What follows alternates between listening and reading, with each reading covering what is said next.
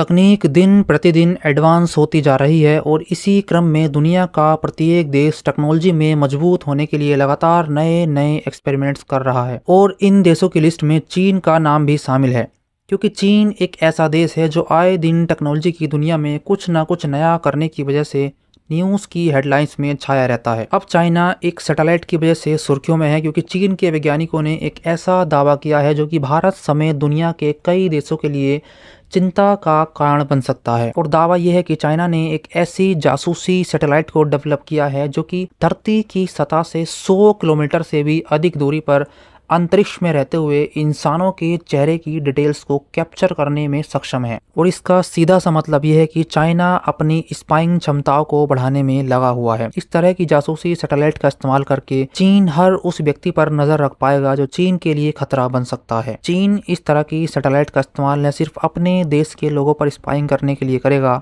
बल्कि दूसरे देशों में बिना अपने जासूस भेजे ही चाइना इस सैटेलाइट की हेल्प से किसी भी व्यक्ति पर नजर रख सकता है। चाइना का यह spy satellite laser imaging technology पर आधारित है। कई ऐसी रिपोर्ट्स चाइनीज अखबारों में प्रकाशित की गई हैं जिसमें यह बताया गया है कि ये जासूसी सैटेलाइट्स अब तक इस्तेमाल में लिए जा रहे स्पाई कैमरास और ट्रेडिशनल टेलीस्कोप्स के मुकाबले में 100 गुना से भी अधिक पावरफुल है। इसके अलावा ये सैटेलाइट अंतरिक्ष में ऑर्बिट कर रहे दूसरे देशों के सैटेलाइट्स की निगरानी करने में भी सक्षम है, जिसका फ़ायदा ये है कि चाइना इन जैसे स्पाई सैटेलाइट्स की हेल्प से ये जान पाएगा कि एग्जैक्टली कौन से देश का सैटेलाइट उसके कंट्री के एयर स्पेस में मंडरा रहा है। इस टेक्नोलॉजी का टेस्ट चाइनीज साइंटिस्ट ने एक झील के किनारे किया जिसका नाम है किंगहाई लेक। झील के एक साइड पर सिंथेटिक अपर्चर लाइडार यानी कि SAL पर बेस्ड इस सिस्टम को रखा गया, वहीं दूसरी तरफ टारगेट को रखा गया। ये जो सिंथेटिक अपर्चर लाइडार है ये एक तरह का लेज़र रडार ही है जो 2D और 3D इमेज बनाने में सक्षम है। आइए अब थोड़ा सा डिटेल में जानते हैं कि ये सिंथेटिक अपर्चर लाइडार पर आधारित सैटेलाइट कैसे काम करता है।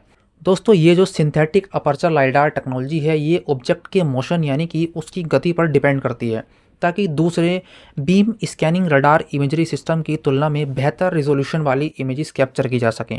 SAL तो एक नई टेक्नोलॉजी है, परंतु इससे पहले और अभी तक SAR यानी कि सिंथेटिक अपर्चर रडार सिस्टम्स का इस्तेमाल किया जाता रहा है। और ये SAR सिस्टम्स माइक्रोवेव रेडिएशन पर डिपेंड करते हैं, जिसकी वेवलेंथ लंबी तो होती है लेकिन फिर भी कम रिजोल्यूशन वाली इमेजेस ही मिल पाती हैं।